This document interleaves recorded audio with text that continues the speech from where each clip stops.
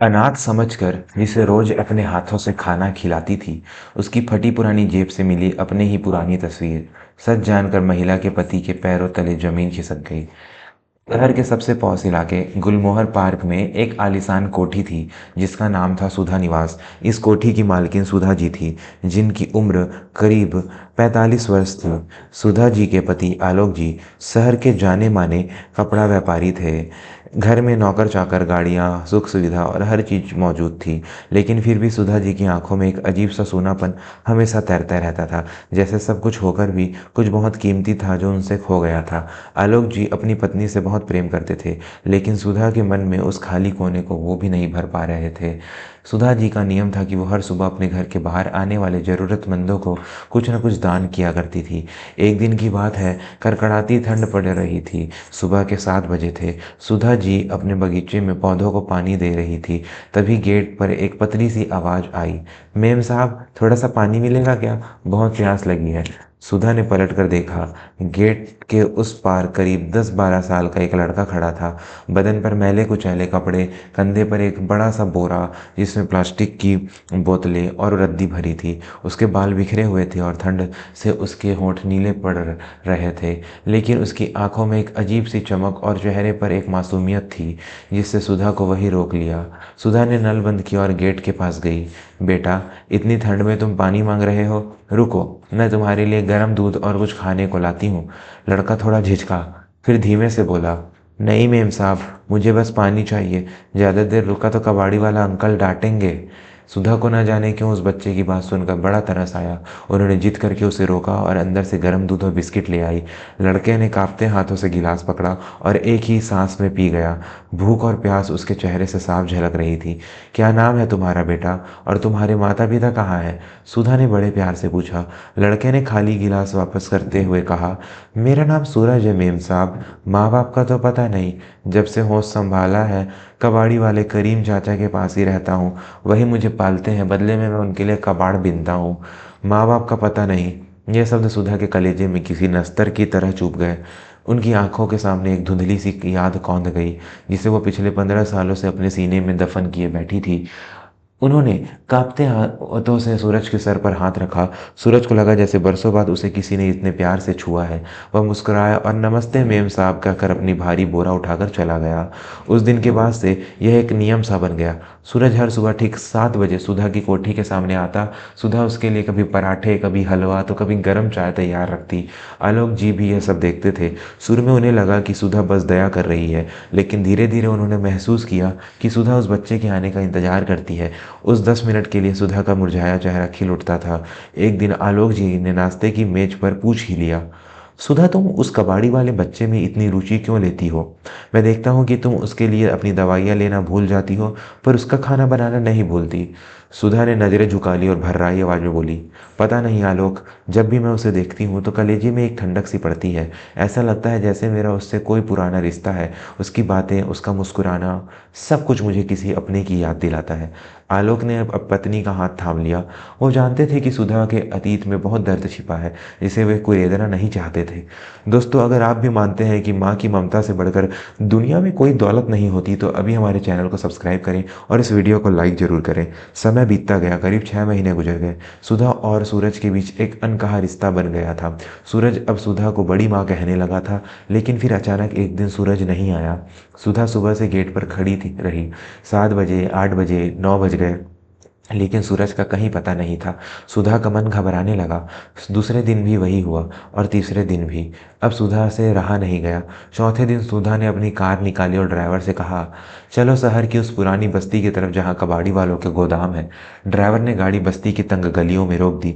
चारों तरफ गंदगी, मक्खियाँ और बदबू का साम्राज्य था। सुधा ने अपनी रेशमी साड़ी का पल्लू संभाला और लोगों से पूछती हुई करीम कबाड़ी की दुकान पर पहुंची। वहाँ एक बूढ़ा आदमी लोहे का कबाड़ तोल रहा था।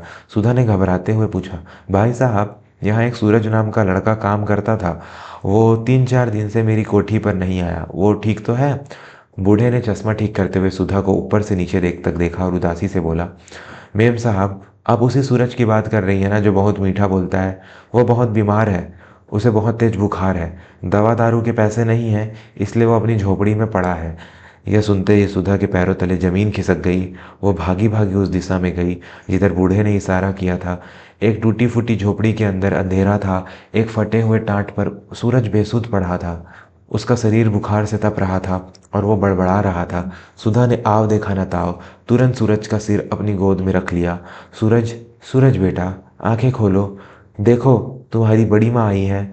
सूरज ने मुश्किल से आंखें खोली। उसे धुंधला दिखाई दे रहा था।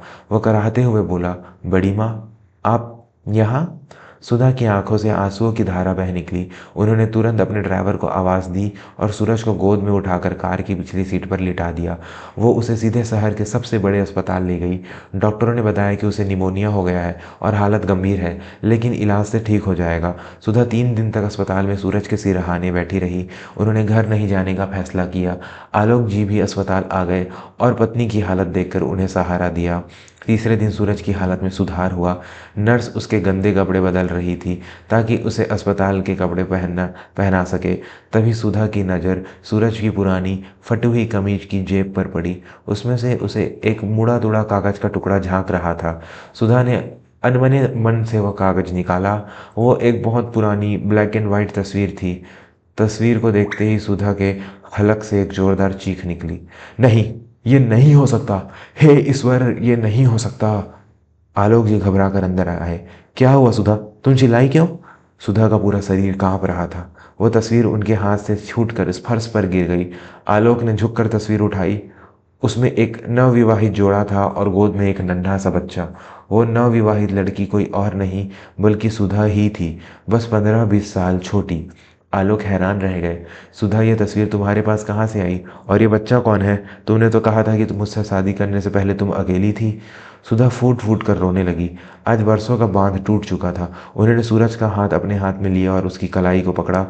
जहाँ वहाँ एक जले का निशान था, वही निशान जो तब लगा था जब उनका बेटा महज 6 महीने का था और गर्म दूध की एक बूंद उस पर गिर गई थी। सुधा ने सिसकते हुए कहा, आलोक, मुझे माफ़ कर दो, मैंने तुमसे झूठ बोला। ये सूरज, ये कोई अनाथ नहीं है, ये मेरा बेटा है, मेरा अपना खून है। आलोक सन्न रह गए। उन्हें अपने कानों पर विश्वास नहीं हो रहा था। तुम्हारा बेटा? लेकिन कैसे? मुझे सब सच बताओ सुधा, आज कोई बात मत छिपाना। सुधा ने आंसू पोंछते हुए अपने अतीत के पन्ने पलटने शुरू किए। आलोक, मेरी शादी 18 साल की उम्र में एक गांव में कर दी गई थी। मेरे पति बहुत अच्छे थे, लेकिन मेरे ससुराल वाले दहेज के लालची थे। शादी के 2 साल बाद मेरे पति का एक बीमारी में देहांत हो गया। तब ये बच्चा, मेरा सूरज, सिर्फ 1 साल का था। मेरे ससुराल वालों ने मुझे अपशकुनी कहकर घर से निकाल दिया। मैंने बहुत मिन्नतें की कि कम से कम मेरे बच्चे को मुझे दे दो, लेकिन उन्होंने उसे मुझसे छीन लिया और कहा कि इसे अनाथालय में दे देंगे, पर तेरे साथ नहीं भेजेंगे। सुधा का गला रुंध गया। मैं लाचार थी, बेबस थी। मैं अपने मायके आ गई। मेरे पिताजी ने समाज के डर से तुम्हारी और मेरी शादी करवा दी। मैंने कई बार पता लगाने की कोशिश की कि मेरा बेटा कहाँ है, लेकिन ससुराल वालों ने झूठ बोल दिया कि वो बीमारी में मर गया। मैं अंदर ही अंदर घुटती रही, अपनी ममता का गला घोंटती रही। लेकिन नियति देखो, मेरा बेटा जिंदा था। उसे उन्होंने कचरे की तरफ फेंक दिया था और वो दर दर की ठोकरें खाकर मेरे ही घर के दरवाजे तक आ पहुंचा। सुधा ने सूरज को कसकर गले लगा लिया। मुझे माफ़ कर दे मेरे बच्चे, मैं तुझे पहचान नहीं पाई। मैं अंधी हो गई थी। पूरे कमरे में सन्नाटा छा गया। सिर्फ सुधा की सिसकियों की आवाज़ आ रही थी। आलोक दीवार के सहारे खड़े होकर सब सुन रहे थे। एक तरफ उनकी पत्नी का धोखा था और दूसरी तरफ एक माँ की मजबूरी और तड़प। सूरज, जो अब होश में था, यह सब सुनकर हक्का बक्का था। उसे समझ नहीं आ रहा था कि जिसे वो बड़ी माँ कहता था वो सचमुच उसकी असली माँ है। उसने धीरे से हाथ उठाया और सुधा के गालों पर आए आंसू पोंछे। माँ, तुम रो मत, मुझे मिल गई ना मेरी माँ। उस मासूम की आवाज़ ने आलोक का दिल पिघला दिया। उन्होंने देखा कि कैसे एक माँ और बेटे का पुनर्मिलन हुआ है। क्या वो इस पवित्र रिश्ते के बीच दीवार बन सकते थे? क्या अतीत की एक गलती के लिए वो एक बच्चे को फिर से अनाथ होने देंगे? कहानी में आगे क्या हुआ, यह जानने से पहले अगर आप भी अपने माता पिता से सच्चा प्यार करते हैं तो कमेंट में माँ बापा ज़रूर लिखें और चैनल को सब्सक्राइब करें। आलोक धीरे धीरे चलते हुए बिस्तर के पास आए। सुधा को डर लगा कि कहीं आलोक गुस्सा ना हो जाए, कहीं वो उसे छोड़ ना दे। उसने सूरज को और कसकर पकड़ लिया, जैसे अब वो उसे दुनिया की किसी ताकत को नहीं देगी। लेकिन आलोक ने जो किया उसकी उम्मीद सुधा को नहीं थी। आलोक ने झुककर सूरज के सिर पर हाथ फेरा और सुधा के कंधे पर हाथ रखा। सुधा, तुमने जो किया मजबूरी में किया, लेकिन आज जो सच सामने आया है उसे ठुकराना पाप होगा। अगर ये तुम्हारा बेटा है तो आज से ये मेरा भी बेटा है। सुधा ने अविश्वास से आलोक की ओर देखा। आलोक, तुम सच कह रहे हो? आलोक मुस्कुराए। हाँ सुधा, इस घर में सब कुछ था, बस बच्चों की किलकारियां नहीं थी। शायद ईश्वर ने हमारी सूनी झोली भरने का ये रास्ता चुना है। सूरज अब कबाड़ नहीं उठाएगा, वो स्कूल जाएगा, बड़ा आदमी बनेगा, वो हमारा वारिस बनेगा। सुधा ने आलोक के पैर छूने चाहे, लेकिन आलोक ने उन्हें रोक लिया और गले लगा लिया। सूरज भी उन दोनों से लिपट गया। उस दिन अस्पताल का वह कमरा सिर्फ दवाइयों की गंध से नहीं, बल्कि रिश्तों की नई महक से भर गया था। सूरज के ठीक होने के बाद आलोक और सुधा उसे धूमधाम से घर लाए। अब कानूनी कार्रवाई पूरी करके उन्होंने सूरज को गोद लिया। जो लड़का कल तक लोगों के फेंके हुए टुकड़े उठाता था, आज वो शहर की सबसे बड़ी कोठी का राजकुमार था। लेकिन सूरज ने अपनी जड़ें नहीं छोड़ी। उसने सुधा और आलोक से कहकर उस बस्ती के गरीब बच्चों के लिए एक स्कूल खुलवाया, ताकि किसी और बच्चे का बचपन कचरे के ढेर में न बीते। सुधा जब भी मंदिर जाती तो भगवान से ज़्यादा अपने पति आलोक का शुक्रिया अदा करती, जिन्होंने एक माँ को उसका खोया हुआ संसार लौटा दिया था। सीख।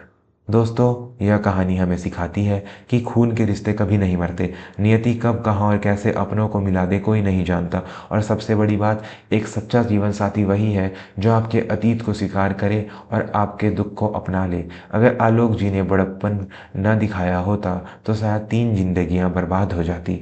रिश्ते केवल खून से नहीं, बल्कि एहसास और अपनापन से निभाए जाते हैं। अगर इस कहानी ने आपकी आंखों में भी आंसू ला दिए हों तो इसे अपने परिवार के साथ शेयर जरूर करें। ऐसी ही दिल को छू लेने वाली कहानियों के लिए हमारे चैनल को अभी सब्सक्राइब करें और घंटी का बटन दबाना ना भूलें। धन्यवाद।